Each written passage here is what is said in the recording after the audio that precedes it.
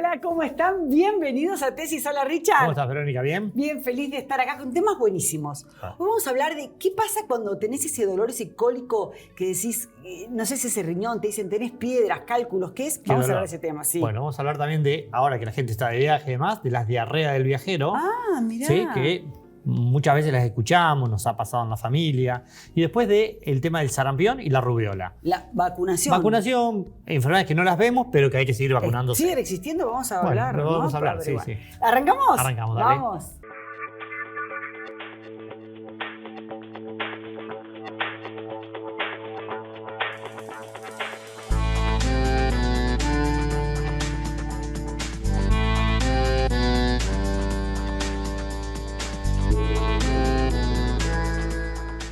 Richard, ¿viste que hay momentos en que uno dice, tenés dolor en el riñón, tenés piedras en el riñón? ¿Qué te pasa cuando vas al baño y te duele? Vamos a hablar de ese tema, ¿te parece? Buenísimo. Lo tenemos al doctor Maximiliano López Silva, genio, urólogo. ¿Cómo estás, Bueno, Maxi? muchas gracias por la Doc. invitación, Verónica, Ricardo. Un gusto tenerte. Bien. Bueno, ¿esto es común, no es común? ¿Qué es tener piedras? Uno dice, piedras en el riñón, ¿cómo es posible? Bien, sí, es una enfermedad, una patología bastante común hoy en día. Más o menos se estima que afecta entre el 10 y el 15% de la población, lo cual es un número muy importante.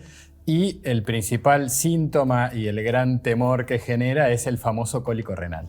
El cólico renal es un Ese episodio... dolor fuerte que es insoportable. Correcto, Ricardo, es un episodio de dolor agudo, muy severo. En general suele comenzar en la espalda, suele irradiarse luego hacia la zona anterior, hacia los genitales. Y esto se produce porque una piedra, ¿sí? O un cálculo también podemos llamarlo, se queda trabado en el trayecto entre el riñón y la vejiga.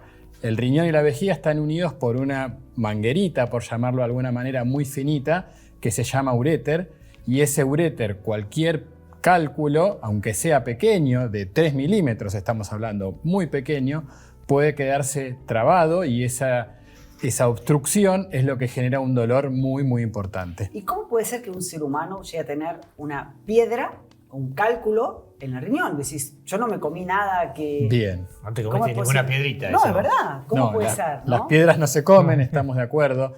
Esto se produce básicamente por un tema de pequeño agregado de un granito de arena sobre otro, sobre otro, sobre otro. Estos granitos, obviamente dentro del organismo no son de arena, sino que en el 90% de los casos son de calcio, ¿sí?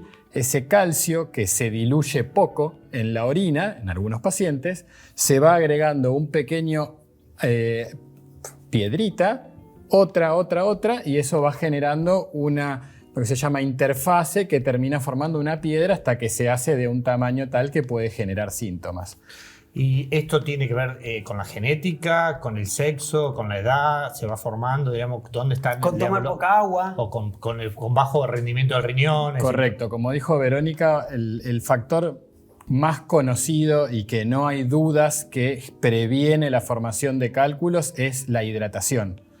La famosa recomendación que sabemos todos de las propagandas y de todo, tome 2 litros o más de agua, es real. Es real porque básicamente es diluir esas sales de calcio. Como que van saliendo en partículas más chiquitas que no producen nada. Eso Tal sería. cual, Ricardo. Esas sales de calcio están diseñadas para ser eliminadas por el organismo. Si uno toma poco líquido, esas sales se concentran, se agrega otra pequeña amiga, otra. Sí, y aparte terminan... los cristales tienden a sumarse, ir juntándose. Sí, Es un proceso natural de la química. de la química.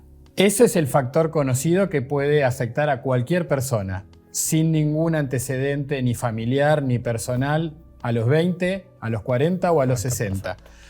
Agregado a eso, como toda patología, tiene una carga hereditaria. Si tu abuelo y tu papá y tenés un hermano que tuvo, tenés más chance. No significa que lo vayas a tener, pero sí tenés más chance. Y lo que hay que tener en claro para encontrar un culpable es que es culpa nuestra cuando nos pasa esto. ¿Por qué? Porque nuestro organismo de alguna manera tiene alteraciones pequeñas que favorecen esa precipitación de cristales en la orina y probablemente uno no contribuya en ayudar en la dilución de nuestra orina, aumentando la cantidad de líquido, y eso es lo que favorece que se formen. La transpiración, perdona, ¿ayuda también el sedentarismo? Digamos, si yo actividad física, ¿mejora la situación? El descenso está visto que en los pacientes con obesidad hay más predisposición de piedras es algo que recomendamos en pacientes También. que están con sobrepeso o obesidad, bajar de peso. Sí, ayuda en la reducción y en la prevención. Recién pensaba, decir, bueno, culpa nuestra, me hidrato bien, Sí, como dice Richard, hago ejercicio y Bien. ahora, si yo como algo que mi organismo capaz no procesa bien, ¿cómo lo sé? O sea, Bien. tengo que tener una dieta especial, digo, bueno, yo no, mi familia puede ser que yo tenga esta herencia, no lo quiero tener. ¿Qué tengo que hacer? ¿Qué comer? correcto. Hay algunas medidas higiénico-dietéticas, sí, de nuestros hábitos que podemos cambiar. Como dijimos, la principal es la hidratación. Y después hay algunas comidas. A ver, siempre uno tiene que tener en cuenta que hay que tener una dieta equilibrada, ¿no? Y que no hay que capaz anular comida. Siempre el anular es como a los chicos. Lo que anulo lo quiero mañana a la noche, ¿no? Entonces hay que tratar de, dentro de esa dieta equilibrada, se conocen que hay ciertas sustancias que tienen contenidos altos en oxalatos, por ejemplo el café, los chocolates, la espinaca, ¿sí? Que no significa nunca más me como un chocolate, nunca más tomo un café, pero si tomo 10 cafés en el día y como tarta de espinaca nada más, bueno, voy a tener mayor predisposición. Lo mismo en las proteínas animales, se recomienda, ¿sí? Digamos, en gente con predisposición, como me preguntás vos, Verónica, no más de 3 veces por semana consumir proteínas animales. Y cuanto más sea pescado, como sabemos que es una proteína más sana, que las grasas son más sanas. Y lo mismo bajar la ingesta de sal. Porque el sodio, que aunque no es una sal de calcio, aumenta esos pequeños cristales de sodio y favorece la precipitación de los cristales de calcio. Ahora, Maximiliano, ya, digamos, no hice nada de eso por la genética Bien. o por la edad, me pasó. ¿Cuál es el tratamiento? Bien, te pasó. ¿Cuál es el tratamiento? Bueno, a ver, acá obviamente hay muchas variables, pero como para hacerlo de una forma sencilla, este episodio de piedra trabada, por decirlo de alguna manera, un cálculo en el uréter trabado que genera dolor, el famoso cólico renal, tiene resolución médica, que llamamos de alguna manera que con medicación y algunas medidas de este tipo, bueno, controlar la cantidad de agua puede resolver, y tiene pacientes en los que no. Aquellos pacientes que tienen algún deterioro agregado, por ejemplo del riñón o enfermedades agregadas que pueden agravar el cuadro, necesitan una cirugía. La cirugía, hoy en día, la cirugía de las piedras en la vía urinaria es una cirugía mínimamente invasiva. La mayoría de los procedimientos se hacen por vía endoscópica, a través de la uretra. Se accede a donde están las piedras para hacerlo de una forma simple, se rompen con un láser en la mayoría de los casos y se pueden sacar. Obviamente, esto se hace bajo anestesia general porque no se puede hacer de otra forma. Sí, sí, una intervención quirúrgica. Es una mínima, cirugía es una endoscópica cirugía que no endoscópica. tiene tajos.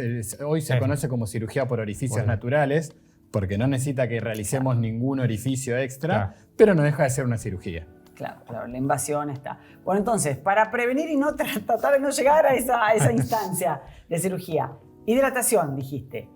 ¿Qué tipo de alimentos o fritos, chocolates? ¿Qué es lo que no te hace realmente bien? Aparte de la espinaca, el café. y Café, las proteínas chocolate animales. y, a ver, fiambres que tienen mucha sal, porque uno piensa en la sal y no es solo el salero. Y la Fiambres, gente- la quesos duros. Y perdón, la gente que suplementa calcio, los adultos mayores, que hay mucha Bueno, suplementación eso hay de que calcio. ver. En general, la ingesta por sí de calcio, si uno no tiene alguna alteración grave, la ingesta de calcio nunca es tan alta, no es tengo que dejar de tomar leche. Está bien, Sí, claro. la respuesta no va por ahí. El problema no está tanto en la ingesta, sino que está en la eliminación, más que en la ingesta. Está bien, el No hay que trabajo ahí de suspender. riñones, Un perfecto. concepto viejo de la medicina era, bueno, no comas más queso, no Claro. No, No. 0%, porque sabemos que los lácteos tienen proteínas de alto valor biológico, que el calcio aparte lo necesitamos necesitamos para para los, los huesos, los ¿sí? adultos Claro. mayores. Claro. Sí, Claro. es necesario. Todo en su Bueno. equilibrio, ¿no? Todo en su Homeostasis. equilibrio. tal Bueno, cual. muchísimas Bueno, gracias, gracias. Maxi, un gusto. Por favor, que estén bien. Bueno, claro, vamos, vamos. dale. Bueno, Verónica, acá hemos invitado al doctor Ramiro Heredia, el médico clínico del Hospital de Clínica. Hola. ¿Cómo están? Ramiro. Gracias por la invitación. Bueno, Un para gusto. hablar de Ok. la diarrea del viajero. ¿Viste? Que, Opa. ¿viste? Mucha gente dice, no, andá, no tomes agua. No tomes agua, no te fijate, laves los dientes. No te Van laves los bien. dientes. Sí, sí, bueno. A ver, un poco de Bueno. por qué ocurre o... Bueno, es muy frecuente. Casi hasta el 70% de la gente que viaja se ha Ajá. registrado, se ha reportado que tiene síntomas de diarrea en alguna parte del viaje. El tema es que muchas veces uno lo resuelve solo o se resuelve solo el cuadro y no hay consulta médica por eso, ¿sí? Justo hace un tiempo ahora hubo un brote en Brasil, ¿sí? Que se reportaban más de 3.000 casos de diarrea del viajero en el sur de Brasil y se identificó un agente etiológico, fue un virus, ¿sí? Sabemos las diarreas del viajero, principalmente uno las adquiere por microorganismos que viajan, que están en la comida o en el agua. ¿Sí? Por eso es tan importante la sanidad y cómo nos cuidamos. Principalmente son por bacterias, hay virus que la producen, hay parásitos y es muy frecuente. ¿Sí? Primero definimos lo que es la diarrea. La diarrea es tener más de 3 deposiciones líquidas o blandas en un día. ¿Sí? Y generalmente cuando hablamos de diarrea del viajero, que es una gastroenteritis en realidad básicamente, eso se acompaña de otros síntomas: dolor abdominal, distensión, malestar, cansancio, pérdida del apetito. Después hablamos de cuán grave es la diarrea del viajero. Generalmente hay una escala que usamos que es ver cuánto interrumpe el viaje. ¿Sí? Si vos estás con diarrea y no te interrumpe el viaje, es una diarrea leve. Si cambia alguna actividad, una diarrea moderada, y si nos corta la agenda del viaje, es una diarrea severa. ¿Sí? Es decir, que te dejes salir o no del hotel. Si no te dejas salir del hotel, probablemente sea una diarrea severa. Si las deposiciones tienen sangre por algunos gérmenes en especial, también uno debería considerarlo como severo. Es sumamente frecuente. ¿Cómo la prevenimos? Pues la pregunta, pues ya que vamos a viajar de todos modos, tratar de prevenirlo. Generalmente lo que tenemos que hacer es primero cuidar el agua. ¿Sí? Siempre tomar agua potable, agua embotellada, evitar el hielo, ¿sí? Porque el hielo generalmente se hace con agua de la canilla. Tratar de usar sorbetes, ¿sí? En vez de tomar de los vasos. Bebidas envasadas, y si no hay bebidas envasadas, usar gaseosas, por ejemplo dietéticas, si se pudiera. No comer, que lo hacemos mucho cuando viajamos en verano, frutas, verduras, ensaladas, tratar de evitarlas también, comer todo o que esté envasado o que nosotros pelemos la fruta, por ejemplo, ¿sí? Tratar de comer todo cocido, evitar los puestos callejeros, por más que nos guste comer comida típica regional al paso y nos llame la atención, tratar de evitarlo también. Ver las fechas de vencimiento, ver los paquetes de lo que comemos, ¿sí? Inclusive lo que decías vos muy bien de lavarnos los dientes, tratar de usar agua mineral para tapar esas actividades. Todo eso baja el riesgo.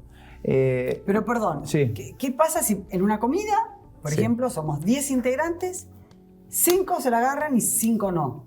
Todos comimos lo mismo, todo en el grupo familiar nos lavamos, todos hicimos lo mismo. Bueno, ¿Por qué puede pasar eso? Lo mismo que pasa con cualquier infección, ¿sí? No todos se contagian. Depende de la cantidad del microorganismo que vos estuviste en contacto, depende de cómo está tu inmunidad, depende de otros factores, ¿sí? Por eso es lo mismo que vimos ahora con el COVID, que ponían hasta dentro de un mismo hogar, no todos se contagiaban. Lo mismo pasa con la gripe, con todo. Depende de cuán expuesto estás, cuánto tiempo, qué cantidad recibís, cómo está tu inmunidad, con cuál te cruzaste de los microorganismos. Por eso es que no es 100% no hay contagio. Y otra cosa es que muchas de estas infecciones son asintomáticas. Es más, la mayoría son asintomáticas. O sea, por ahí, sí, adquiriste el virus, por ejemplo, lo eliminás en tu materia fecal, contagias, pero no tenés síntomas. Eso también pasa. Pero bueno, tratamos a los sintomáticos, por suerte la mayoría son leves. ¿Porque en las parejas se contagia? No, el contagio mayormente se dice que es fecal oral. Tiene que ver con el lavado de manos, ¿sí? Y la contaminación que generamos muchas veces cuando vamos al baño. ¿Sí? Porque uno ingiere el virus, bacteria o parásito, hace un ciclo en el intestino, inflama el intestino y se elimina por la materia fecal. Entonces depende mucho de la sanidad. Primero, la sanidad del lugar, el manejo de las deposiciones y de las excretas de las personas que tienen el lugar, y depende también de nuestros hábitos higiénicos y de los que nos cuidan o de los que nos atienden, de la gente que está a disposición. Sí. Voy a un lugar, la cultura es diferente y hay condimentación diferente. Bien. ¿Puede pasar también esto? Es una buena pregunta. ¿De condimentos? Los condimentos no producen diarrea del viajero. Sí, las comidas especiadas no producen. ¿Qué pasa? Viajamos, cambiamos uso horario, cambiamos de clima, porque vamos a un clima más cálido, probamos cosas nuevas, cosas que no estamos acostumbrados, nos llaman la atención, color, sabor, todo.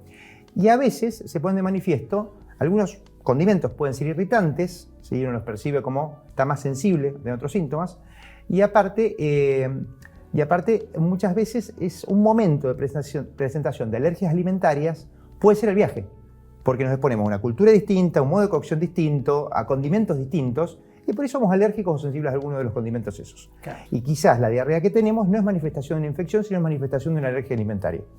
Claro. ¿Sí? Por eso, pero yo como paciente siento lo mismo. Digamos. Vos sentís lo mismo. Me pasa lo mismo, digamos. Sentís lo mismo. ¿Cuándo, más allá de prestar atención, si digo, se me está deshidratando, veo que va al baño, y bueno, ¿qué le doy? ¿Agua con sales? ¿Voy a la farmacia a comprar sales? Bien, buen dato. ¿Qué hago? Bueno, la mayoría de los pacientes se van a autogestionar su enfermedad. Claro, ¿sí? O sea, lo fundamental es la hidratación. Tomar agua todo el tiempo, todo lo que se pueda. El agua sirve, los caldos sirven, o sea, aguas con un poco de contenido de sal sirve los jugos de frutas. El té también, el té es un líquido que funciona como astringente, ¿sí? Es el único líquido astringente, digamos, o sea que seca el intestino, digamos, ¿sí? Todas esas cosas son útiles. Es fundamental mantener la hidratación y también es fundamental saber seguir comiendo todo lo que se pueda, ¿sí? Eso sirve. Generalmente recomiendan pastas secas, polenta, el arroz, los quesos duros, ¿sí?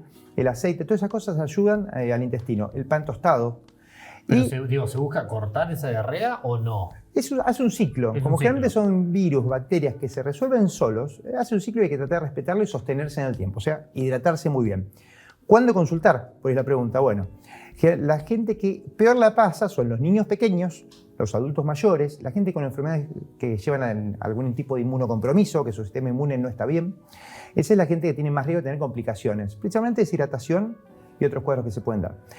Se consulta en general cuando la diarrea tiene, primero, cuando dura más de 10 a 14 días, ¿sí? Cuando el dolor abdominal es muy intenso, cuando tenemos fiebre muy alta, podemos tener fiebre de bajo grado, pero 40 grados no es normal. ¿Sí? ¿Vómitos? Vómitos también, que uno no tolere la ingesta, son motivos de consulta. Vos tenés que poder hidratarte adecuadamente, ¿sí? Y generalmente la gente que tiene diarrea severa, o sea, esa gente que cortó la agenda del viaje es la gente que también debería consultar al médico. Y en cualquier situación que llame la atención, por supuesto. Perfecto. ¿Sí? Bueno, muchas Bueno, gracias. un gusto, gracias por la invitación. Bueno, vamos a salir. Bueno, muy bien. Vamos a hablar de sarampión. ¿Cómo sigue la sarampión? ¿No sigue el sarampión? Estamos con el doctor Sergio Snieg, pediatra. ¿Cómo Hola. están?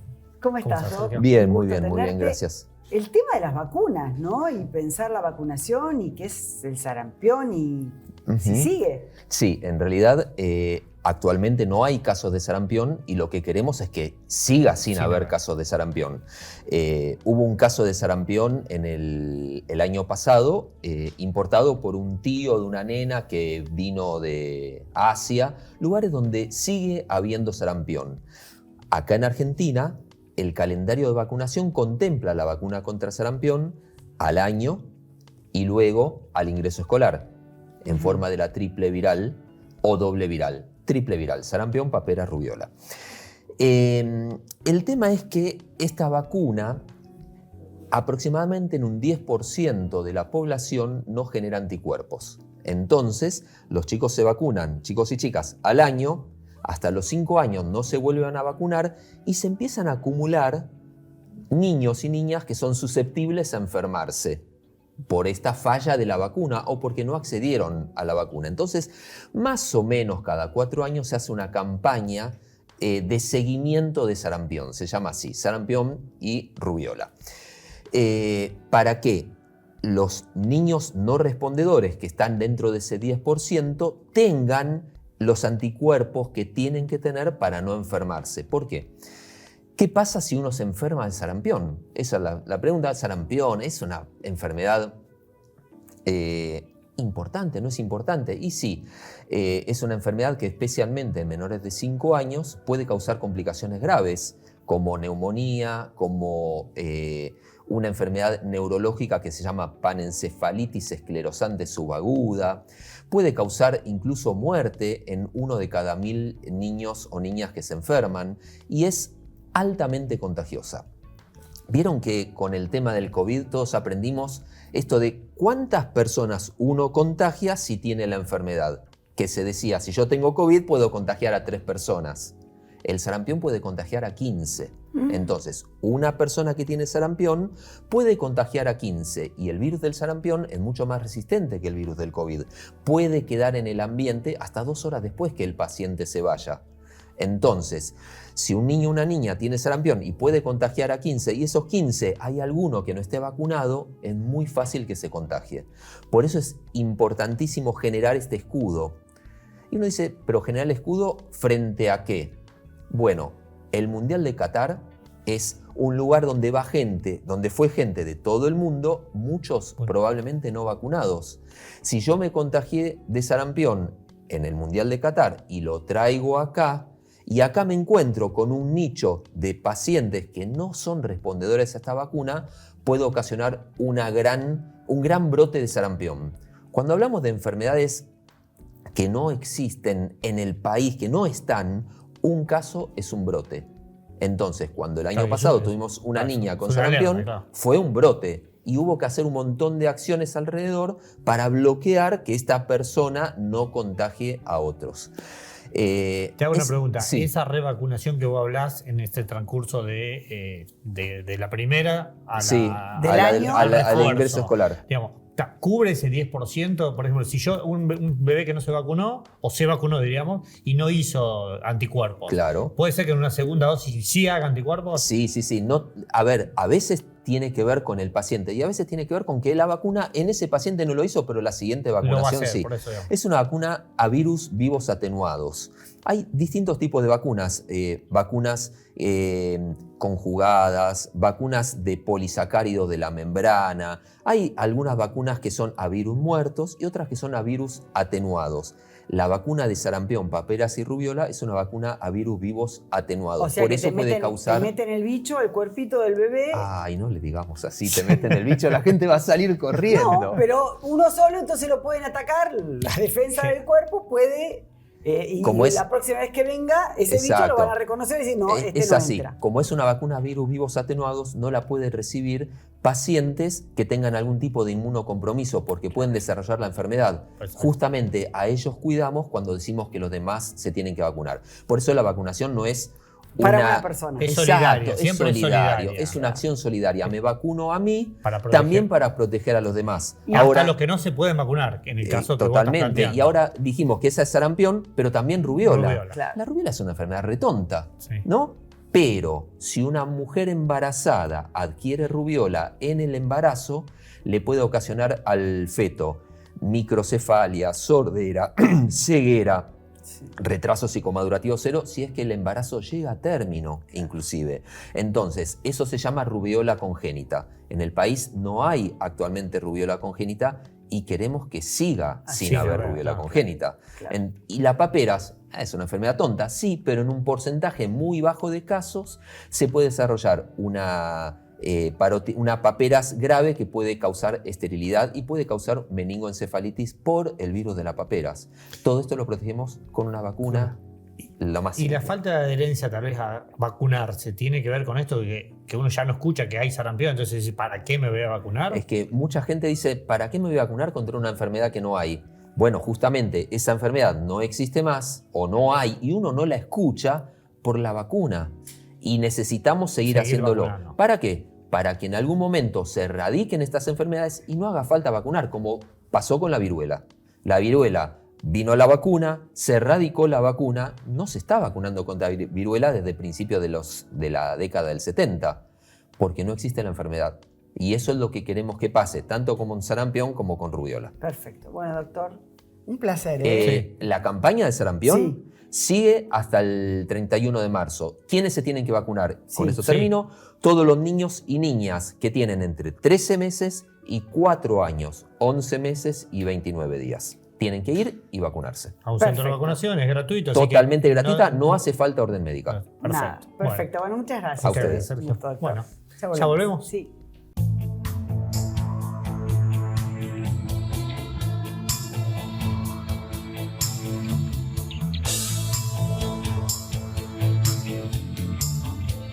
Simmons, descansá en primera clase. Un exceso de sol sin protección puede tener efectos muy nocivos. Las consecuencias más reconocidas son la aparición de manchas y arrugas, aumento del número de lunares, cáncer de piel y variadas alteraciones oculares. Algunos consejos para tomar sol en forma segura son: no exponerse entre las 11 y las 15 horas, utilizar gafas de sol homologadas, aplicar fotoprotector solar 30 minutos antes de la exposición al sol y no estar expuesto al sol durante horas. Otros consejos son: recordar que algunos medicamentos reaccionan a la exposición solar, utilizar sombrero y ropa holgada, elegir el fotoprotector según nuestro fototipo, usar fotoprotector solar aunque esté nublado, beber mucha agua para no deshidratarnos y extremar las precauciones con los niños. No hay nada más lindo que ver a tus hijos felices. Por eso yo elijo fideos Marolio, que le dan sabor y frescura a las alegrías de todos los días. Spaghetti, rigati, moños, tirabuzón. Mamá, te amo. Oh. Marolio, una de las marcas más elegidas por los argentinos. Buenísimo el programa de hoy, me encantó, Sí, la lo del verdad. riñón, acuérdense de tomar mucho líquido, el tema de los alimentos. Siempre los hábitos saludables que ayudan. Exactamente. La vacunación, obviamente, que lo hemos aprendido con el COVID y que en el tema esto de los niños hay que seguir con las campañas. No solo por uno, sino también por la los solidaridad otros, que tiene la vacunación. Exactamente. Y el tema de cuando vas de viaje, chequea, hasta lavate los dientes con agua mineral. Sí, con lo rico que es la comida. Sí, en dispuestos la calle, callejeros, pero bueno, hay que tener cuidado. Sí, porque te puede arruinar las vacaciones. Exacto. Bueno, nos reencontramos el sábado Nos que viene. vemos en la próxima. Gracias.